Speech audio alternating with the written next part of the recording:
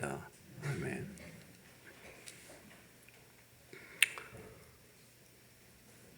저희는 계속 지금 사도행전을 주일 예배 때 나가고 있습니다.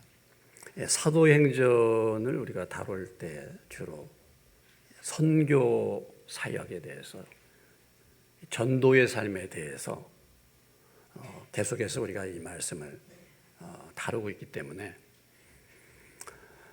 전도에 대한 부담을 우리가 사실은 가질 수 있습니다. 금년에 저희 교회 표가 다시 복음으로 열매 맺는 교회.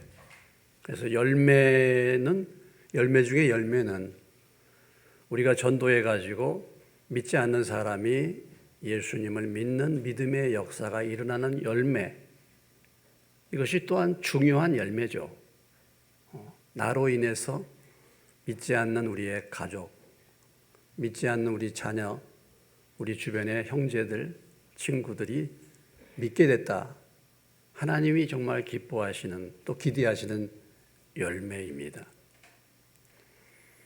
또 그리고 우리 내적으로 이제 우리의 심령이 변화를 받고 우리가 성령의 열매인 사랑과 희락과 화평과 오래 참음과 자비와 양성과 충성과 온유와 절제의 사람으로 우리의 인격이 변화를 받는 것, 이것이 사실 주님이 기대하시는 열매이기 때문에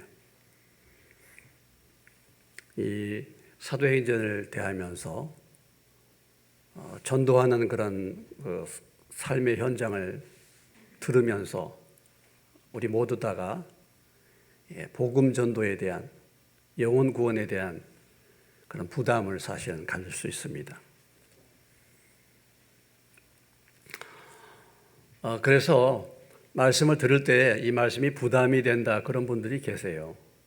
이 말씀이 부담이 된다. 나는 전도의 열매가 별로 없는데 계속 말씀은 전도에 대해서 말씀하고 있기 때문에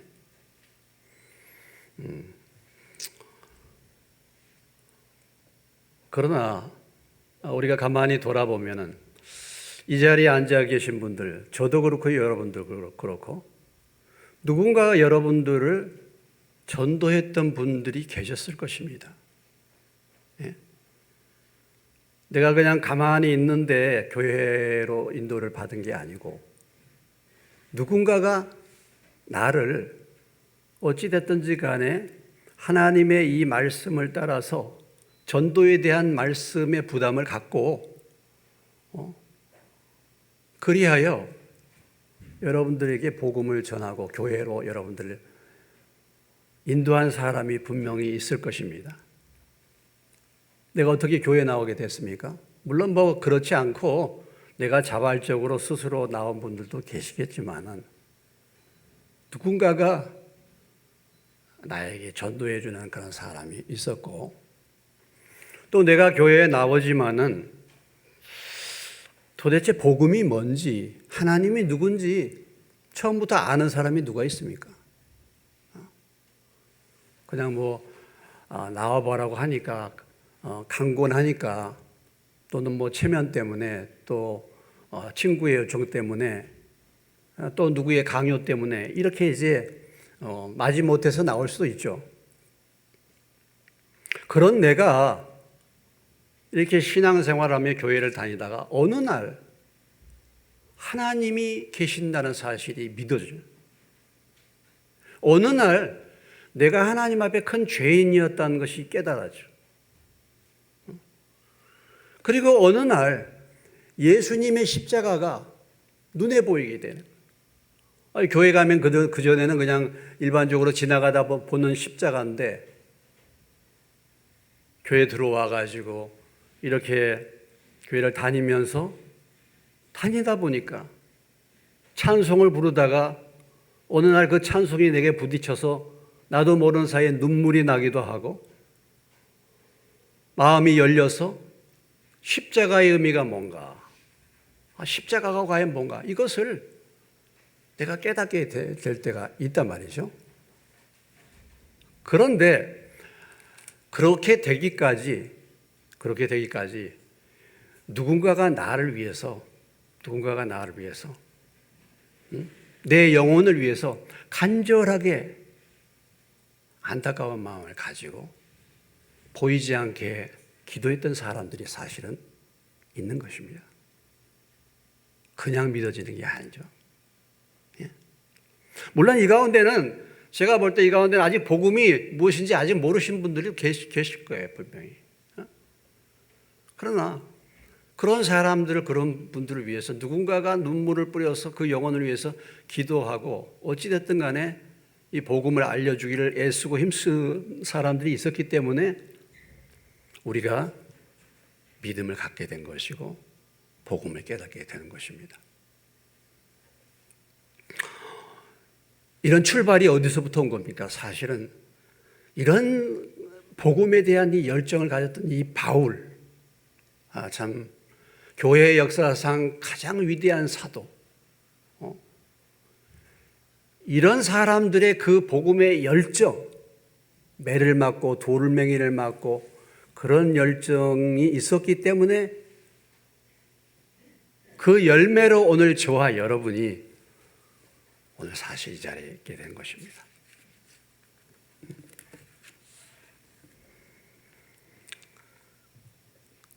시편 126편 6절에 이렇게 말하고 있습니다.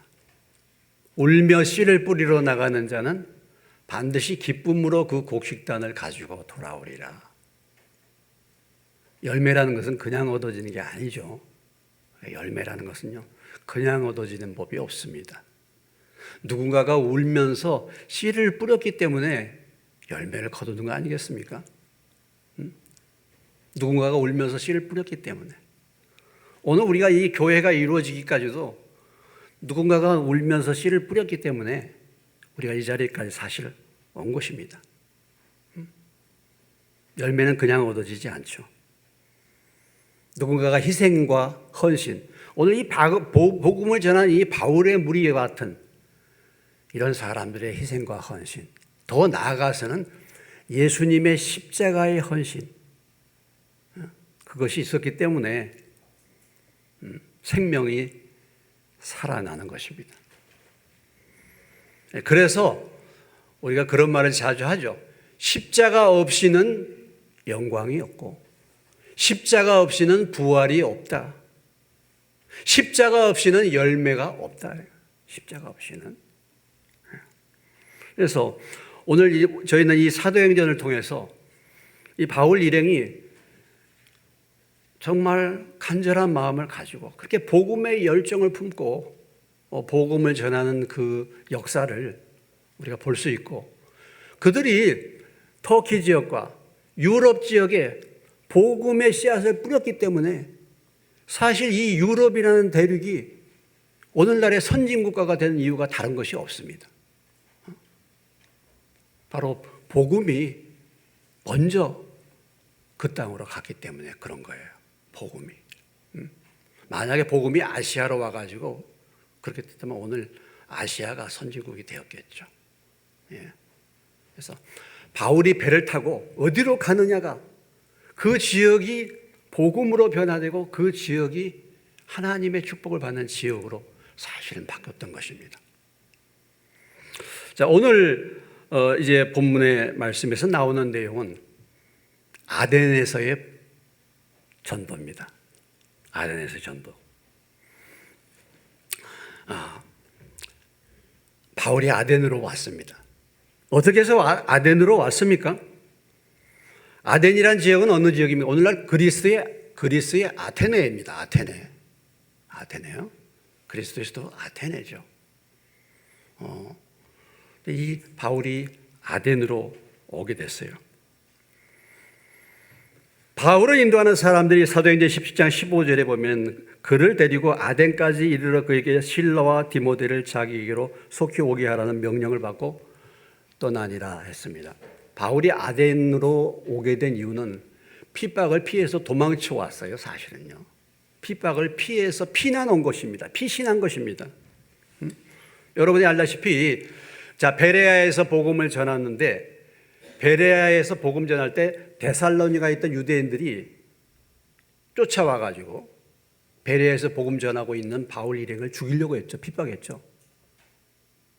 그래서 상황이 긴급했기 때문에 밤중에 바울만 데리고 배를 타고 아덴으로, 베레아에 있던 형제들이 바울만 지금 피신을 하게 한 것입니다.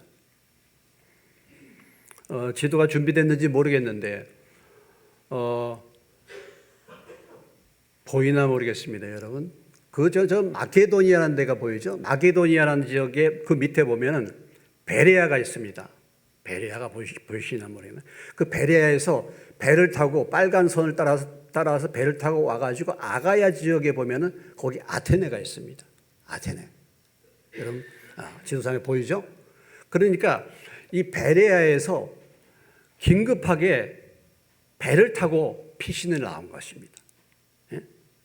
배를 타고 피신을 나와서 아테네에, 아가야 지역에 있는 아테네, 고린도 아테네 지역, 다시 말해서 오늘날의 그리스의 아덴으로, 그러니까 피신을 오게 된 겁니다. 베레아에서 아덴까지는 320km 떨어진 거예요. 상당히 먼 거리입니다. 이곳을 이제 바울이 오게 됐어요. 그래서 이 아덴에 지금 바울 혼자만 머물러 있습니다. 바울 혼자만 머물러 있어요. 지금 베레아 지역에는 디모데와 실라와 그 외에 일행이 지금 남아 있는 거예요. 그래서 바울을 아덴으로 데리고 온 그 형제들에게 부탁을 한 것입니다. 다른 형제들 빨리 이쪽으로 오라고 해놓고 바울이 아덴에서 기다리고 있다가 오늘 이제 아덴에서 복음을 전하는 내용이 나오고 있는 것이죠. 자, 16절, 17절 말씀을 보시면은 바울이 아덴에서 그들을 기다리다가 그 성에 우상이 가득한 것을 보고 마음에 격분하여 회당에서는 유대인과 경건한 사람들과 또 장터에서는 날마다 만나는 사람들과 변론했다 그랬습니다. 바울이 지금까지 일반적으로 복음을 전하러 다닐 때는 주로 유대인의 회당을 먼저 찾았죠. 회당을 찾았는데 이 아덴에서는 그 범위를 뛰어넘어서 이제는 장터까지 일반 시장에서 날마다 만나는 사람들에게 복음을 전했다라는 것입니다. 그러니까 이 아덴 전도의 특징은 이제 회당을 넘어서 가지고 그동안에는 주로 회당 중심으로 복음을 전하다가 이제는 회당을 넘어서 일반 거리에서도 사람들 만나서 복음을 전했다라는 것이죠.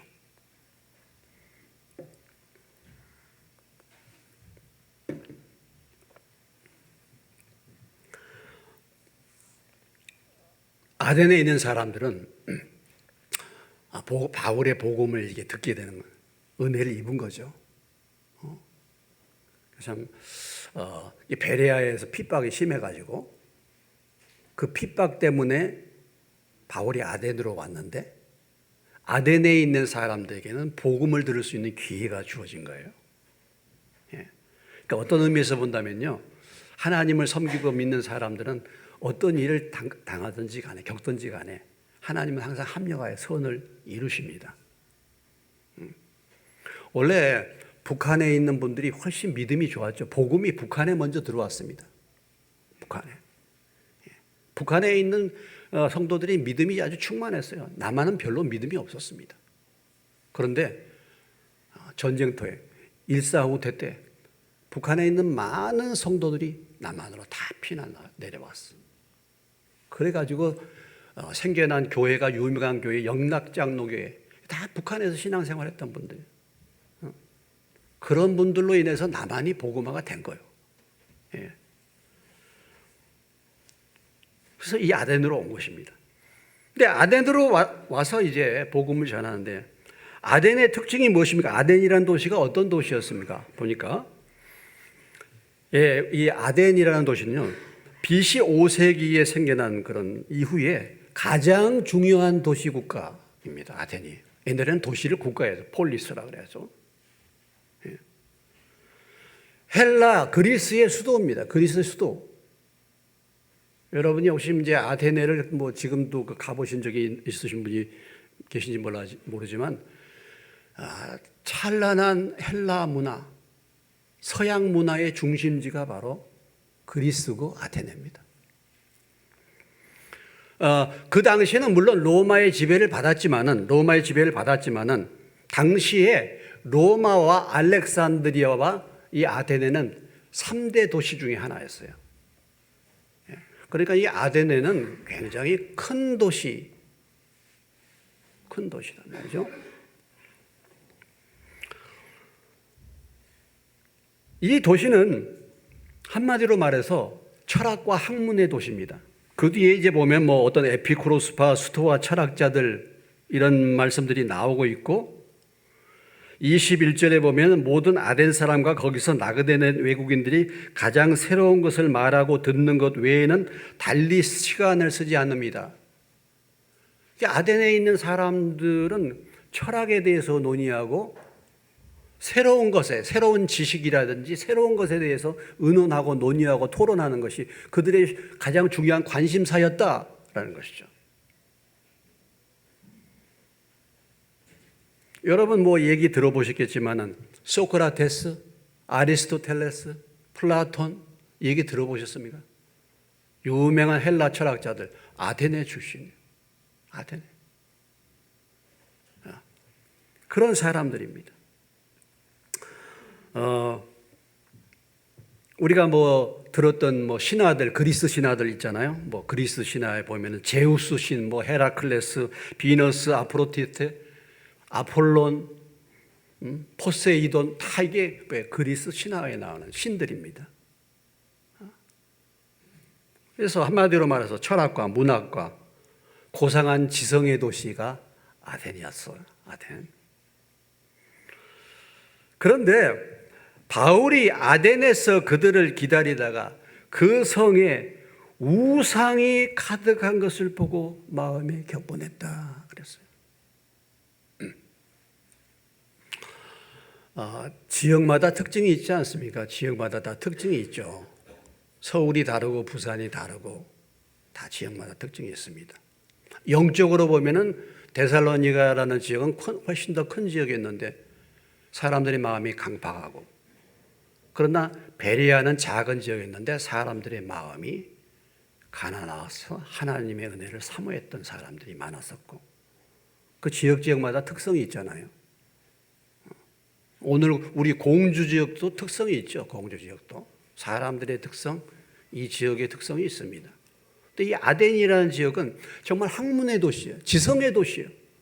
학문과 지성의 도시인데 어떻게 그곳에 우상이 가득했는가라는 거예요. 예? 우상이 어떻게 가득했는가라는 것입니다. 우리가 일반적으로 이렇게 생각하지 않습니까? 사람들이 미개해, 배운 것이 별로 없어, 그런 곳에 우상이 많아, 그렇게 우리가 생각하잖아요. 사람들이 뭐 배운 것이 없는 그런 지역들, 그런 사람들이 사는 곳, 가난한 사람들이 사는 곳, 우상이 많아. 그리고 지성적이고 학문이 많고 배운 것이 많은 사람, 그런 도시의 사람들은 그 우상 믿겠는가? 우상 섬기겠는가? 그런데 오늘 바울이 그 아덴 성에 가서 아덴을 보았는데 그곳에 우상이 가득했다라는 것입니다. 우리에게 무엇을 말씀해 주고 있는 것입니까? 미개한 사회나 많이 배우는 지성의 사회나 그런 도시국가나 우상이 가득한 것은 마찬가지다.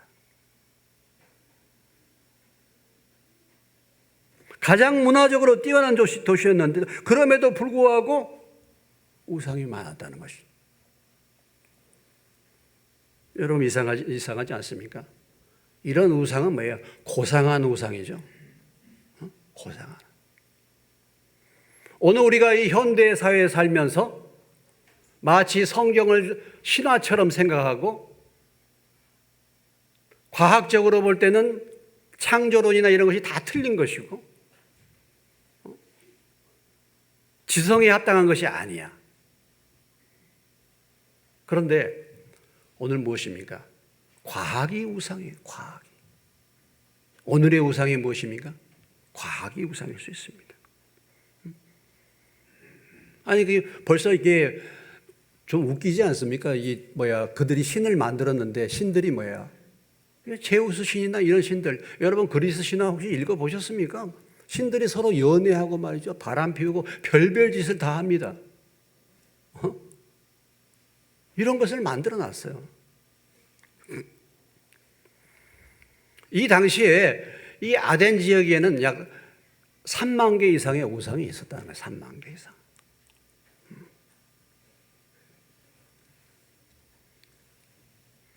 하나님이 없는 문화, 하나님이 없는 철학, 하나님이 없는 예술, 하나님이 없는 이 세상에 그것은 뭐예요? 결국은 우상이에요. 굉장히 고상한 것 같고 굉장히 뛰어난 것 같지만 굉장히 과학적인 것 같지만 하나님이 없는 곳은 거기에는 우상이 자리 잡습니다. 하나님이 없는 곳에는 자신이 우상해요. 하나님이 없는 곳에는 물질이 우상이 됩니다. 하나님이 없는 곳에는 권력이 우상돼요. 이것이 특징입니다. 어떤 분이 그래요. 그 전에 일본을 방문했는데 우리나라가 어려웠을 때 일본은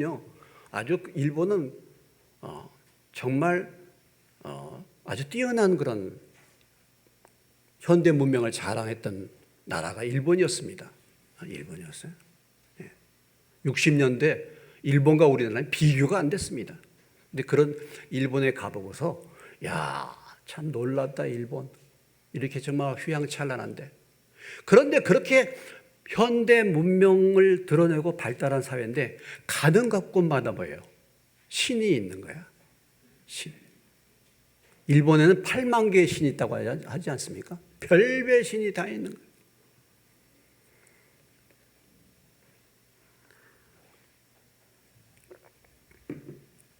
오늘날 하나님을 믿고 섬겼다는 서양, 미국, 오늘 이런 나라들은 말이죠. 지금 어떻게 됐습니까? 지금 하나님을 떠났어. 자신이 우상돼. 인권, 내 마음대로 할 일권, 내 마음대로 할 일권. 이것이 우상이에요. 그래가지고 사생활이라는 명분으로 제멋대로 살아도 사생활 터치하지 마라. 사생활이야. 3혼, 4혼, 5혼 제멋대로 이혼을 밥 먹듯이 하고 이렇게 살아도 그래도 또 크리스찬이야 또. 이건 근데 사생활이라 다루지 마라. 이것이 이제 우상이 되고 있습니다. 돌아보면. 오늘 바울이 이 아덴에 우상이 가득한 것을 보고 마음에 격분했다 그랬어요. 마음에 심한 고통을 느꼈다. 격분하다라는 말에 헬라어 말은 피록쉐네트인데 아주 마음에 큰 고통을 느꼈다. 아주 분노가 올라왔다 이런 뜻입니다. 큰 고통을 느꼈다 이런 얘기죠. 아덴에 가서 보니까 그 성이 너무 우상이 가득한 거예요. 그걸 보니까 바울의 마음이 격분했다 그랬습니다. 한편으로는 정말 안타깝지 않겠습니까? 안타깝고 한편으로는 뭐예요? 우상에 대해서 정말 격분하는 그런 마음이 바울의 마음 가운데 들어와요. 여러분 세상을 바라보는 바울의 눈입니다. 성령이 충만한 사람이 세상을 바라보는 눈이 주님의 마음으로 세상을 바라보는 눈입니다. 바울이 이 아덴에 와가지고 이 큰 도시에 와가지고 정말 이 화려한 문화. 여러분 아테네가 뭐가 있습니까? 파르테논 신전이라는 곳이 있습니다. 옛날에 어떻게 그런 건물을 지을 수 있을까? 깜짝 놀랄 정도의 건물이에요. 아니 그 도시에 와가지고 그런 걸 보면 얼마나 야 정말 대단하구나. 근데 바울은 그런 것을 보지 않았다는 것, 그런 것이 눈에 들어오지 않았다는 것입니다. 이 화려한 도시, 이 세계적인 도시에 우상이 가득 차 있다는 것이 눈에 들어온 거예요. 그래서 마음에 격분이 생긴 것입니다.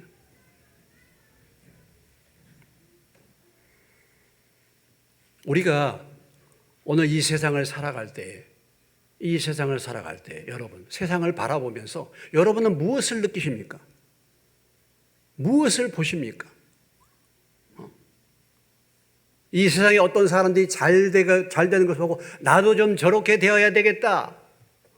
나도 좀 더 좋은 아파트를 내가 가져야 되겠다. 더 좋은 차를 가져야 되겠다. 이런 것으로 마음을 빼앗기십니까, 여러분? 어떠십니까? 무엇을 보십니까? 이 세상의 문화를 바라보면서, 이 세상의 예술을 보면서, 이 세상의 정치를 보면서, 이 세상의 지식을 대하면서 과연 거기서 무엇을 보십니까? 화려함을 느끼십니까? 거기에 대해 부러움을 갖고 계십니까? 아니면 하나님이 없는 이 세상을 보면서 바울처럼 마음이 아픈 고통을 느끼십니까? 어떠십니까? 이 세상 사람들, 화려한 사람들이에요. 잘 나가는 사람들. 아무리 잘 나가고 아무리 화려해도 그 사람의 영혼에 예수가 없으면 그 사람은 별 볼 일 없는 사람입니다. 삼성이고 현대고 아무리 잘 나가는 이 세상의 재벌이라 할지라도 하나님이 없는 인생은 허무한 인생이에요. 아무리 큰 권력을 가졌다 할지라도 하나님이 없는 권력은 허무한 권력입니다. 그것을 보고 무엇을 느낀가라는 거죠.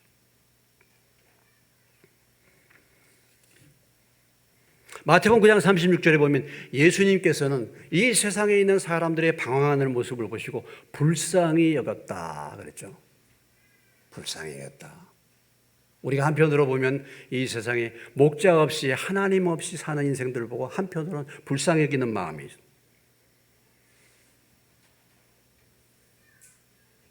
출애굽기 32장 19절로 31절을 보면 진에 가까이 이르러 그 송아지와 그 춤추는 것들을 보고 크게 노하여 손에서 그 판들을 산 아래로 던져 깨뜨렸다. 바울이 시내산에 올라갔다가 말씀을 받고 내려오니까 산 아래에서 우상을 만들어 놓고 춤추고 있었습니다. 그 금송아지 우상을 보자 바울이 노해가지고 돌판을 깨뜨려 버렸다. 31절은 이렇게 말합니다. 모세가 여짜오되 다시 나아가 여짜오되 슬프도소이다. 이 백성이 자기들 위하여 금신을 만들어 싸우니 큰 죄를 범하였나이다. 모세가 정말 하나님 앞에 이 우상 섬기는 이스라엘 백성들이랑 할 때 정말 마음의 고통을 가지고 하나님 앞에 나아가서 자기의 고통을 호소하는 기도의 내용이 나와 있습니다.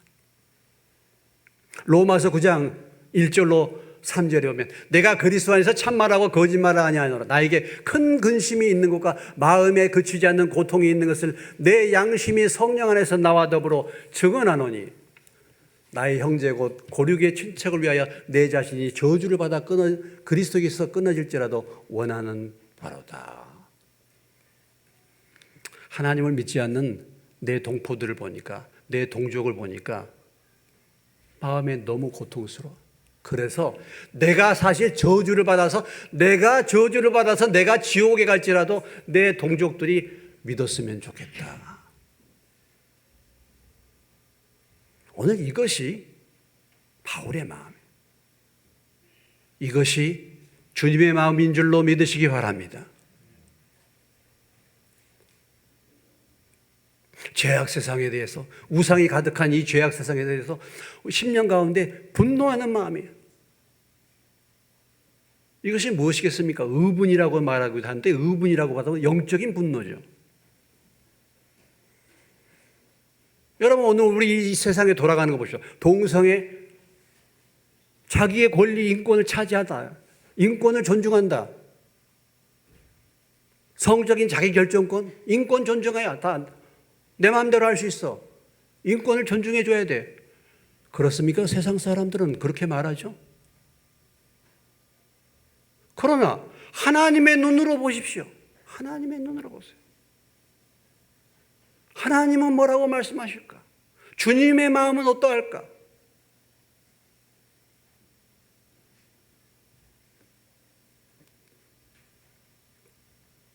여러분 드라마라든지 세상의 것들을 이렇게 보시면 무엇을 보십니까? 그 가운데서 그냥 막연하게 드라마니까 저렇다 이렇게 자연스럽게 그걸 받아들이십니까? 그 가운데서 무엇을 보십니까? 하나님의 눈으로 만약에 드라마를 본다면 거기에서 무엇을 발견할 수 있겠습니까? 여러분이 동남아시아 여행을 가보시면 그렇죠. 뭐 태국이나 이런 데 보면은 태국이나 인도네시아, 대만 특히 신전과 절이 얼마나 많습니까? 사람들 다 거기 가서 불 피우고 다 빌고 소원 빌고 난리죠. 그거 보면은 마음이 편하십니까? 오늘 이 공주 땅에 말이죠. 우상이 가득한 걸 여러분 눈에 보이십니까?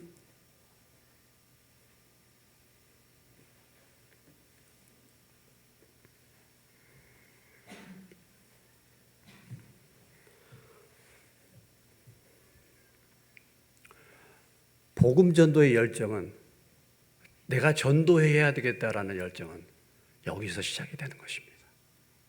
여기에서.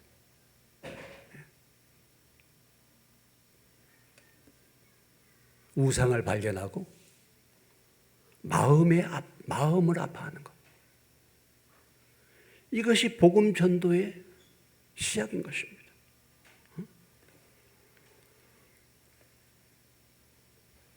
믿지 않는 남편을 볼 때, 믿지 않는 자녀들을 볼 때,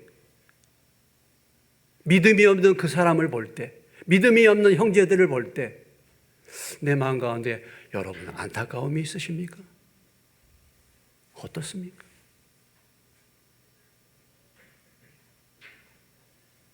그러한 부분을 안타까움을 가지고 여러분 직접 전도는 못할지라도 기도하고 계십니까, 여러분?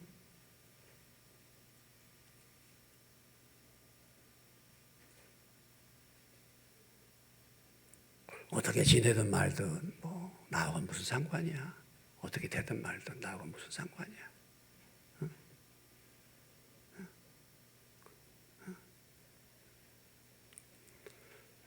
그 안에 성령이 계신다고 하신다면, 성령이 충만하신다고 하신다면, 그 안에 하나님의 영이 거하신다고 하신다면 결코 내 마음이 편하지 않을 것입니다.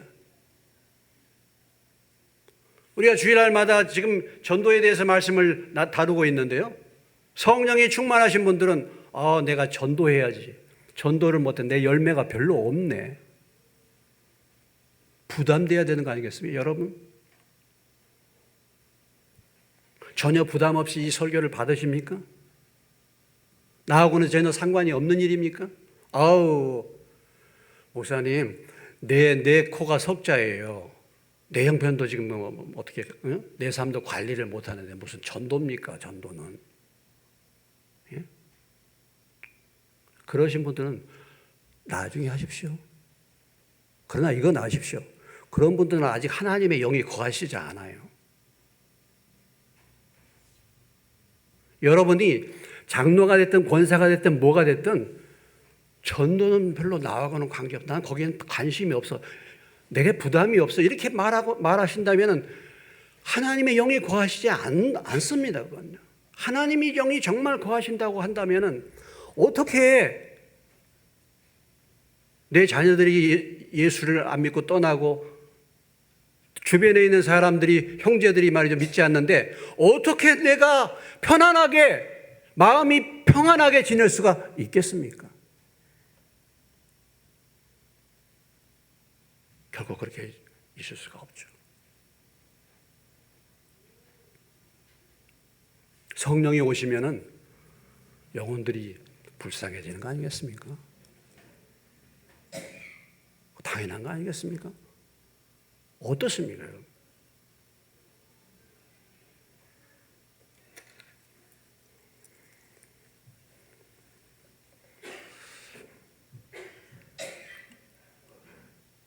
3일 전에 제 동생한테서 전화가 왔는데요.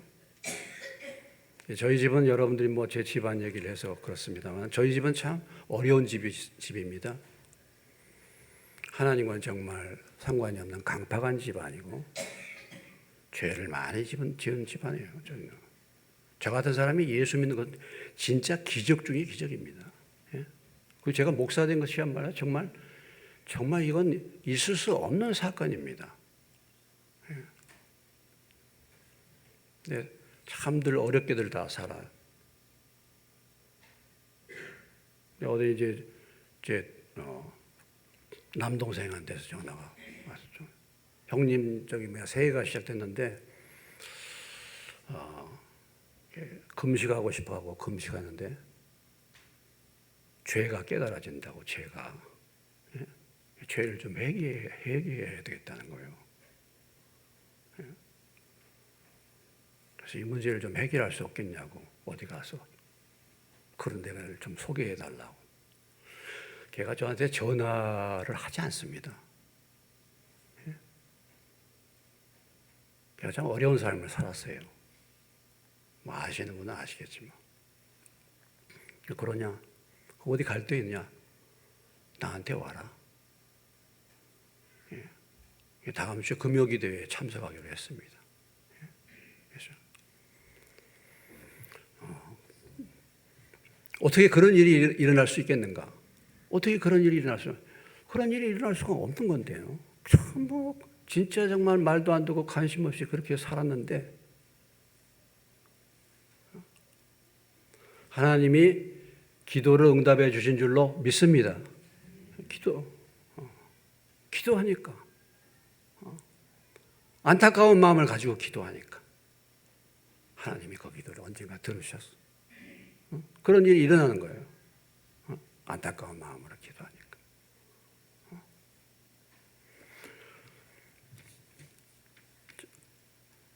오늘 이 바울이 이 복음의 열정, 이것은 다른 데서 오는 게 아니라 바로 그 마음입니다. 그 마음이에요.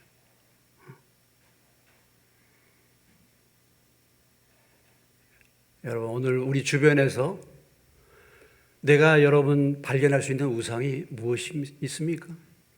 내 눈에는 우상이 보입니까? 내 눈에는 우리 가정의 우상이 보입니까? 내 눈에는 나의 우상이 보이십니까? 이 세상을 바라볼 때 나의 우상이 보입니까? 우상이 보입니까? 세상 우상이 보입니까? 어떻습니까? 세상이 다 좋게 보이십니까? 그리고 거기에 대한 안타까움이 있습니까?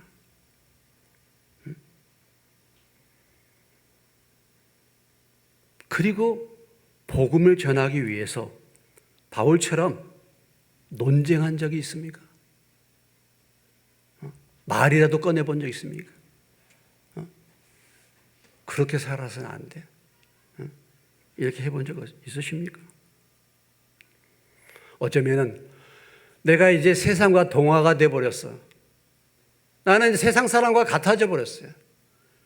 이스라엘 백성들이 광야에서 나와가지고 하나님이 가나안 땅에 들어가면 절대로 가나안 사람들과 같이 되지 말아라. 가나안 사람과 결혼도 하지 말고 가나안 사람 풍속을 멸하고 우상을 버리고 하나님을 섬기라 했는데 이 사람들이 들어가자마자 가나안 사람들과 동화돼 버렸어. 그 문화 속에 빠져버렸어요. 그래가지고 350년 동안 아주 극도의 고통스러운 세월을 보내게 된 거 아니겠습니까? 이게 사사시대잖아요. 오늘 이 세상이 그렇습니다. 믿는 사람이나 안 믿는 사람이나 구분이 없는 세상이 되지 않았습니까? 저도 그렇고 여러분도. 구분이 되지 않아. 교회 다니는 사람이나 안 다니는 사람이야. 구분이 없어. 다 세상 사람 같아요. 세상의 흐름에 다 빠져들어가. 세상에. 여러분, 지금 푸틴이요, 동방정교회, 푸틴이 아주 독실한 신자예요. 푸틴이 부활주일에 부활주일도 엄청나게 잘 지키고 이번에 동방정교에 있는 성탄절이 1월 7일경인가 그래요. 늦어요. 그러니까 푸틴이 휴전을 한다는 거야. 성탄절을 지키기 위해서. 오늘 세상이 그렇습니다. 키릴인가 그 대주교는 말이죠. 우크라이나 전쟁에 우크라이나 물리쳐야 된다고. 대적의 무리들이라고. 오늘날 참 하나님의 복음이 떠나 하나님이 사라졌어. 세상 사람들보다 더 못되었어. 오늘 교회가. 우리도 역시 마찬가지 아닙니까? 동화되지 않았는지. 진짜 우리가 분노할 대상이 무엇인가? 안타까워할 대상이 무엇인가? 이것을 돌아보고 이런 마음과 이런 눈이 없는 것을 회개해야 되지 않겠습니까, 여러분? 이 마음이 없는 것을 우리가 회개해야 되지 않겠습니까? 다른 것이 아니라 주님의 눈을 주십시오. 주님의 마음을 주십시오. 그런 마음이 내가 없습니다. 그냥 그렇게 살아가는 이 무디어지고 이 세상으로 빠져버린 내 심령이 다시 한번 오늘 말씀처럼 바울처럼 우상을 가득한 것을 보는 눈이 열리시기를 주의 이름으로 축원합니다. 그리고 그것을 위해서 내 마음에 격분하여 복음을 전하지 않고는 견딜 수 없는 심령으로 회복될 수 있는 저와 여러분 되시기를 주의 이름으로 축원합니다. 지금 당장 나가서 전도는 못해도 그 영혼을 위해서 이 안타까움을 마음을 가지고 기도한다고 한다면 여러분 하나님은 반드시 그 기도를 들으시고 응답해 주실 줄로 믿습니다. 그런 은혜가 충만하시기를 주님의 이름으로 축원합니다. 기도하겠습니다.